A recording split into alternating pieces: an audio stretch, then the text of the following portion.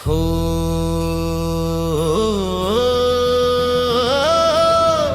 भोला बाबा आहा हमर सहारा, तोहर नाम अमृत समान। सावन में कांवड़िया गावे, बोल बम गूंज चारू धाम। हे भोला बाबा आहा हमर सहारा, तोहर नाम अमृत समान। सावन में कांवड़िया गावे, बोल बम गूंज चारू धाम। कैलाशपति त्रिपुरारी बाबा, करू हमर कल्याण। बेलपत्र गंगा जल लो, एलहू करे प्रणाम।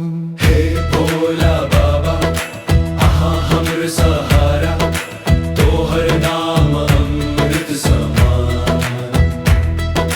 सावन में कांवड़िया गावे, बोल बम गूंज चारू धाम। डमरू बाजे शंख बजे छे, नाचे सब भक्त समाज। तोहर कृपा संग सुख भेटत छे, मिटी जाए सब काज। डमरू बाजे शंख बजे छे, नाचे सब भक्त समाज। तोहर कृपा संग सुख भेटत छे, मिटी जाए सब काज। गोरा संग विराजू शंभु, करू सब पर उपकारा। तुलसी सन भक्त पुकारे, राखियाऊ सदा दुलारा। हर हर महादेव गूंजे जय जय भोलेनाथ। तोहर चरण में शीश नवाबी, सफल हो ये जीवन पथ। हे भोला बाबा हमर सहारा,